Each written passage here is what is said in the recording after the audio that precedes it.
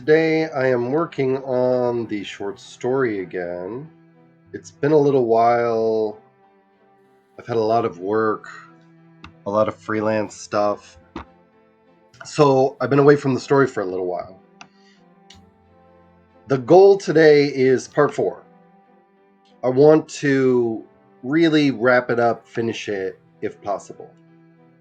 So the first thing, I need to remind myself of my goals. The figurative language focused on farming and family, sensory details, foreshadow the faraway kingdom's troubles, constantly move through a scene, keep it whimsical and fantastic.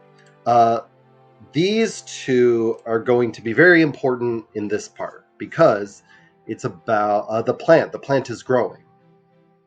So I don't want the characters just standing and staring at the plant. I want them moving around. Especially they see it growing, and then the next day in the morning, just overnight, it has grown so much more. And so they'll be running to different parts of the house outside. So there's going to be a lot of movement. I already have that in my mind.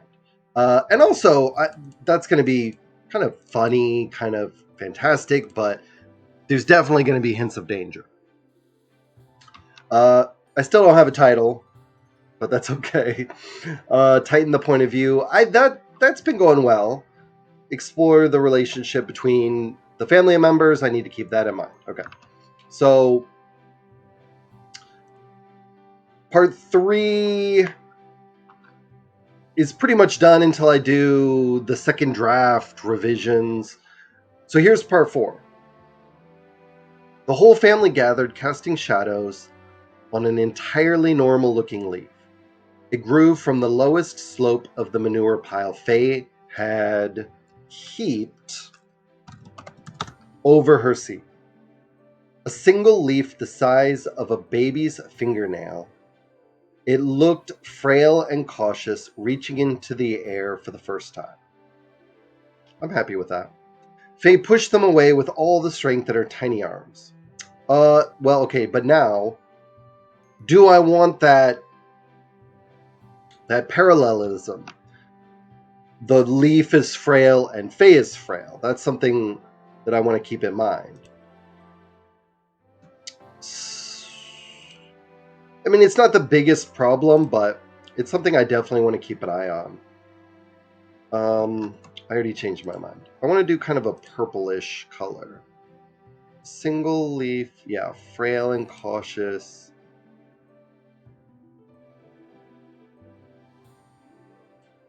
Okay. I mean, there's also leaf. That's something I might want to keep my eye on. It needs light, she shouted.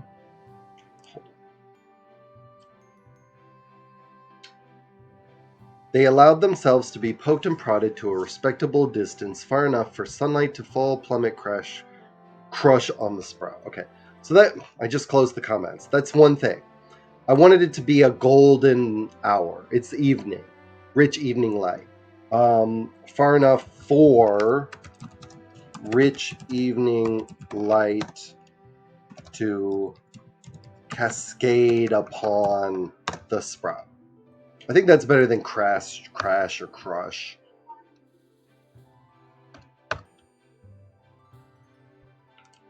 Okay. That's better. Elm smiled, tight-lipped. Yeah, see, this hasn't actually been written yet. Hello, Faye said, dropping her voice to a polite whisper. I'm your mommy. Plants don't have mothers, you ninny, Nikki said. Of course they do, Mary said. Not mean, showing off, teaching, instructing, always keeping everyone in their place. That's something I still need to edit. Everything has a mother. Even rocks, Nikki asked. Ever heard of... and then I needed to think of something.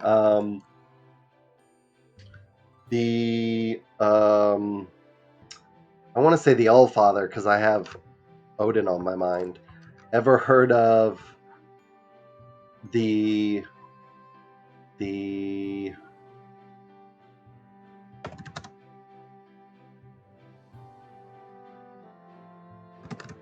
Sky Mother. That works. For now. Just to have something there.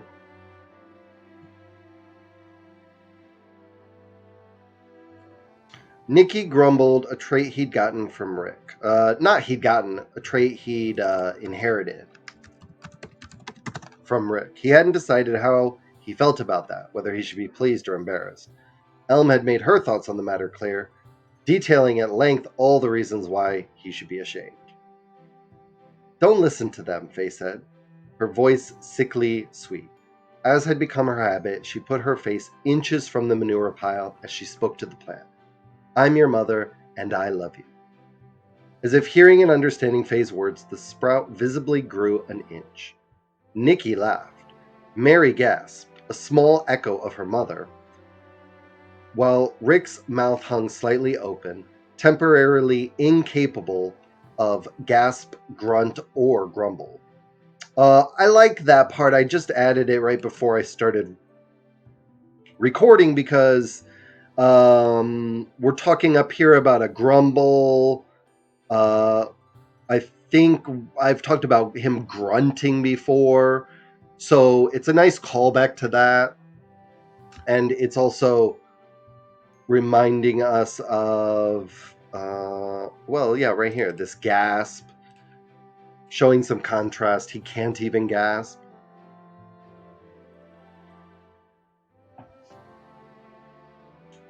That's wonderful, Faye squealed. See, it needed light. Oh, and water, she said, racing off. All right, so I had that, and then I had this little bit. So that just happened, Elm said. You don't happen to know what... see, I've got happen and happen. You don't happen to know what we've got growing in our front yard, do you? I mean, that's easy to fix. Just take out happen to. You don't know what we've got growing in our front yard, do you? Oh, good. The video's done. Okay. A magic seed, Rick said. The last of its kind. He should definitely have... there should be a tone to his voice. He needs to be doing something. I'll add something there. Movement. There also needs to be, obviously something here. Movement here where she's... Faye's running away. We need to see Nikki and Mary's reaction. They would probably be getting closer. We'll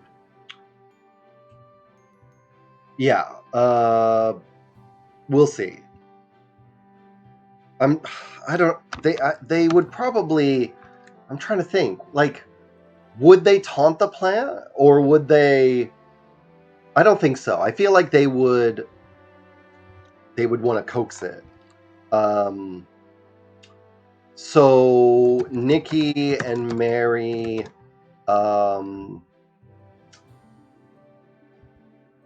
cautiously getting closer. I don't know. It's just a plant. They wouldn't be scared. Nikki and Mary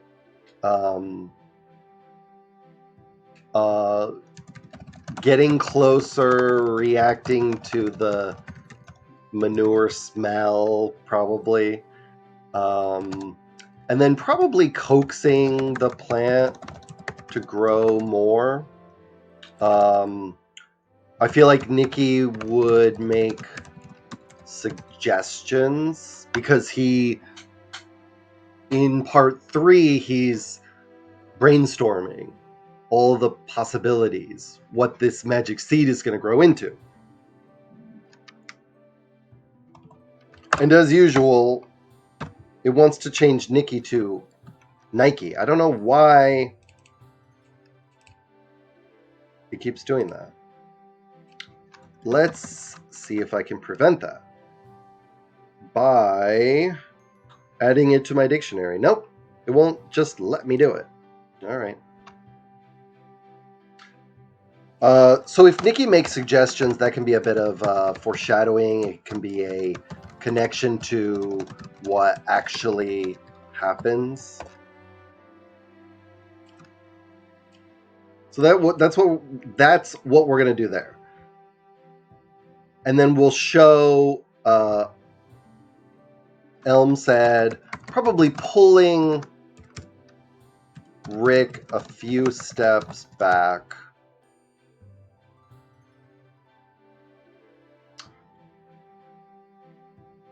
You don't know, and then I think there's a real opportunity for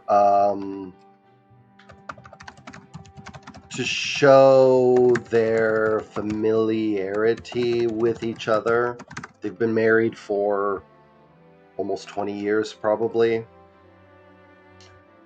So she's gonna he's gonna know by the look on her face, the tone of her voice, the words she uses.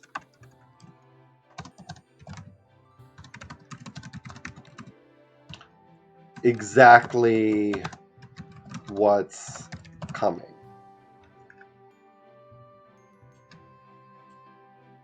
So then he can be kind of coy here. But I'm probably not just going to say coyly. The last of its kind. Like, he's not worried. It's just a plant. He's a farmer. Why would he be worried about a plant? And then we have Elm saying, because it's carnivorous and it had to be exterminated, Elm asked, voice rising slightly in some kind of genuine worry, but immediately lowered.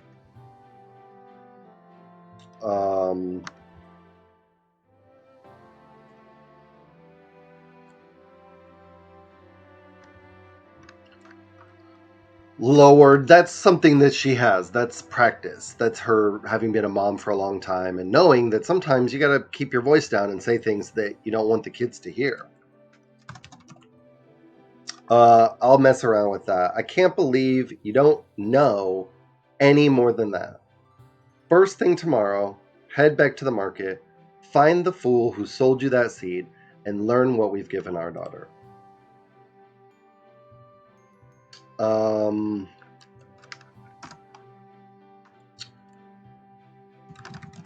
She'd only ordered him around that way a handful of times.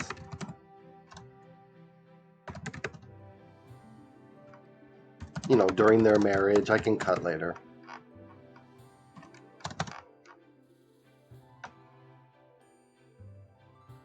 I'm thinking she'd only ordered him around that way a handful of times during their marriage.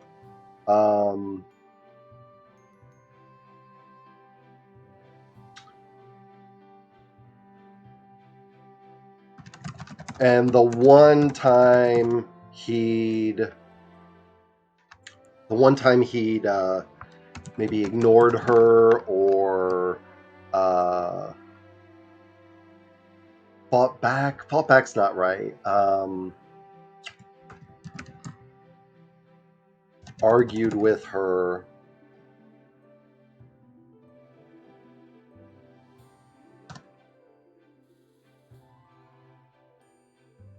Or just pointed out that he wasn't an animal to be not shouted at, to be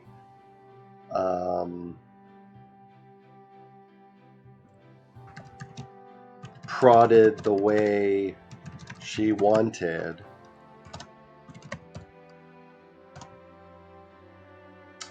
Elm had done something. What's she gonna do? That's the question. Is she going to? Is she going to get upset with him, or is she just going to put him in his place?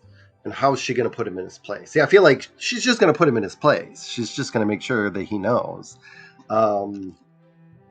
Maybe Elm had pointed out that was exactly what he was if he were going to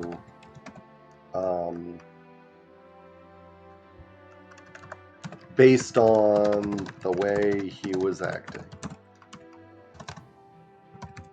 like a stubborn ass, something like that, a stubborn mule.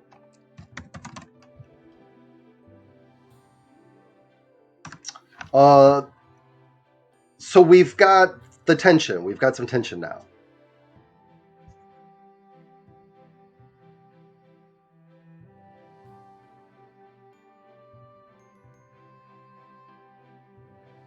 She'd only ordered him around that way a handful of times during their marriage, and the one time he'd ignored her, argued with her, pointed out that he wasn't an animal to be prodded the way she wanted.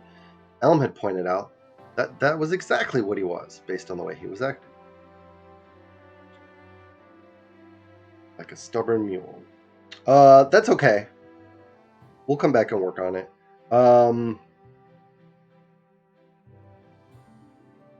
So then he can respond to that.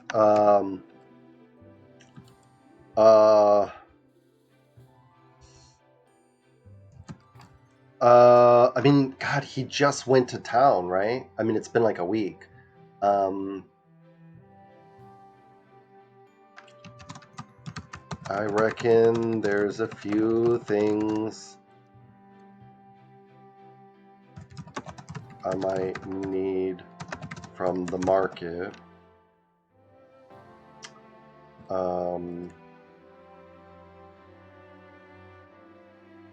No, what if it's? I think it's better if he's just like,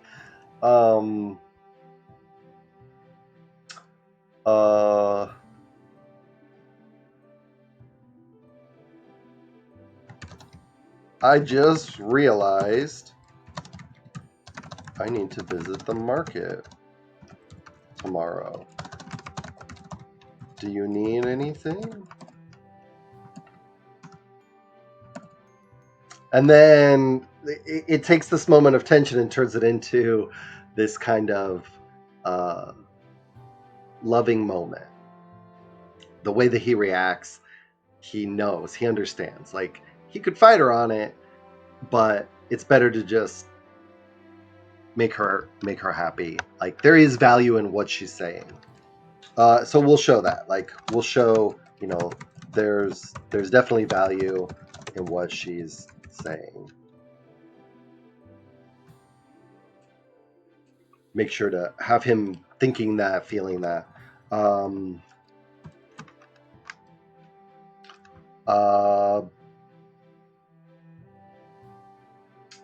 I'll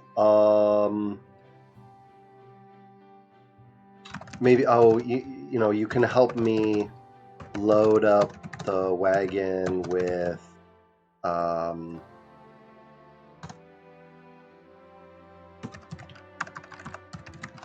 more of the preserves from the root cellar.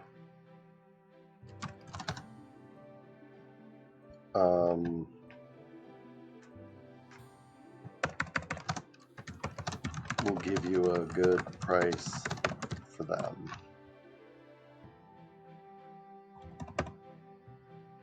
That'll be good, because I want this to be we'll call it the Bluebell Tavern. Something that sounds like a farm town tavern. Bluebell. Goody, Lynn over at the Bluebell Tavern will give you a good price for that. Just that one sentence. It just expands our world a little bit. Yeah, they're stuck on this farm, but any opportunity that we can just give little hints of the larger world is always nice.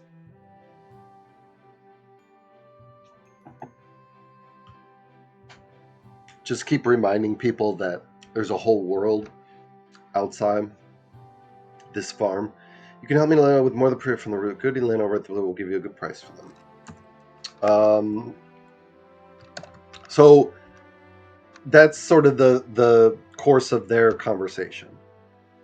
And then Faye came back with water, but Mary and Nikki had gotten too close to the plant. So she tells them to get back. So I'll write that as dialogue. I'll do that in a little bit. And then that's basically the end of that evening.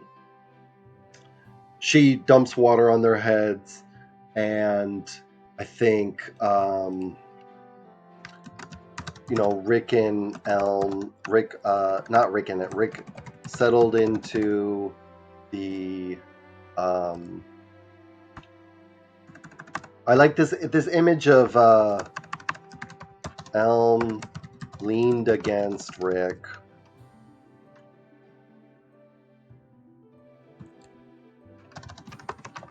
Wrapping one arm around her, he settled himself into the moment. 편집? 아니. 이건 뭐예요? 녹음해요. 왜요? 끝나면 하인을 데려다주고 그래요. 안 해. Elm leaned against Rick, wrapping one arm around her. He settled himself into the moment. Wrapping one arm around her, he settled himself into the moment. See, now I'm distracted. I'm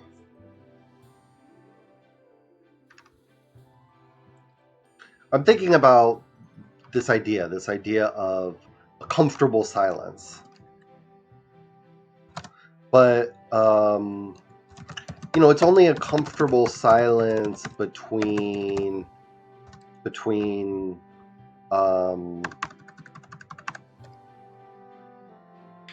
two, between the husband and the wife.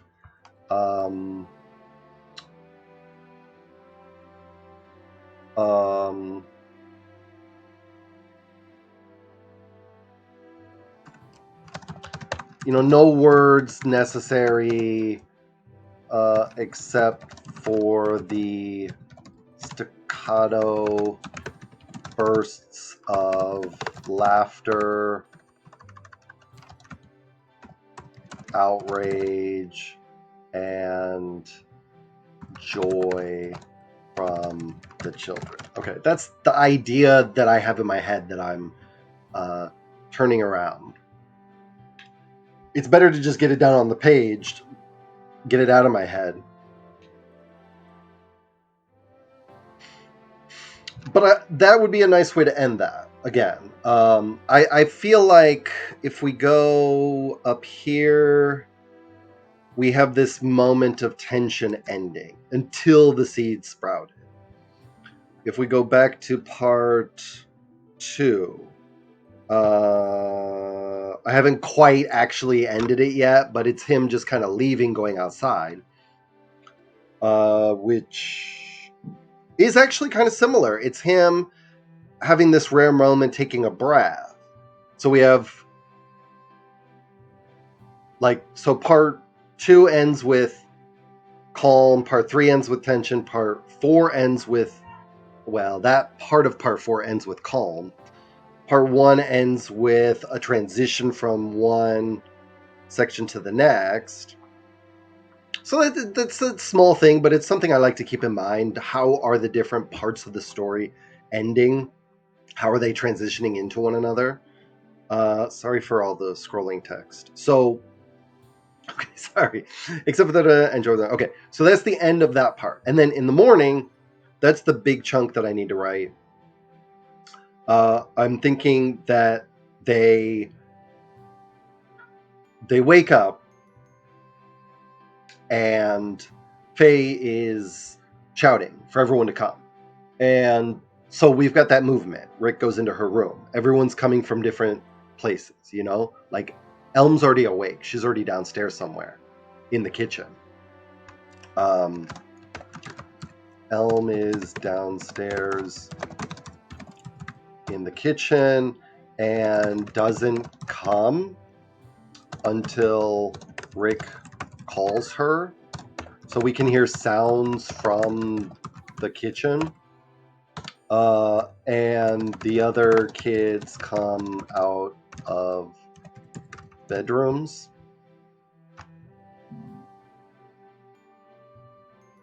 Yeah. I think everyone can have their own bedroom.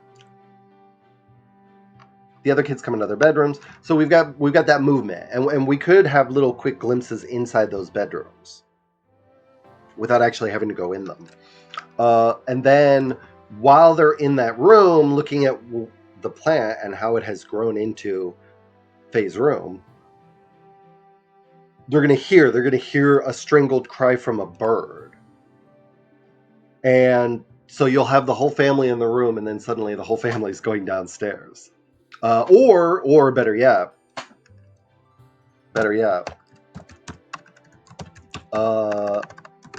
Rick sends Nikki down to investigate.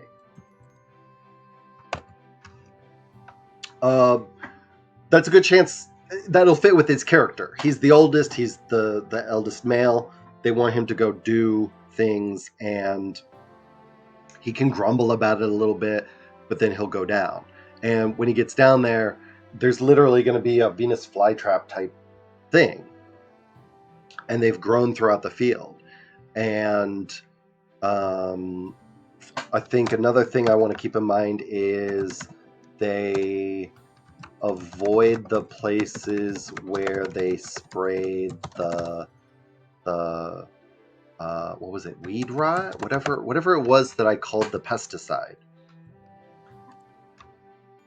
So you'll have some of these mouths that are open, and there's a thing in the center that looks like corn or whatever, and there's a crow trapped inside one, and it can't get out.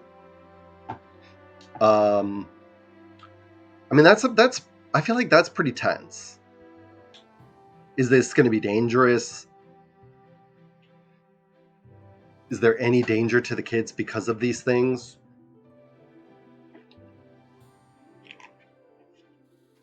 I mean, I think they'll be much smaller than the youngest daughter, so no immediate danger, but hints of danger.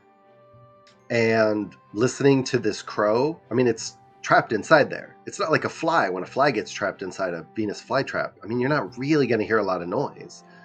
You're going to hear that crow, I mean, beating its wings and pecking. So that would be kind of a horrible sound. I mean, they're going to hear it. That's going to affect them in some way. Like, as much as they hate the crows, hearing one suffer is a completely different story. Okay. All right. So I'm going to have to stop the video because I got to go do something. So I'll pick it back up when I come back. I hope you enjoyed that video. Look in the description down below. There's a lot more that you can find. My blog, my self-published novel.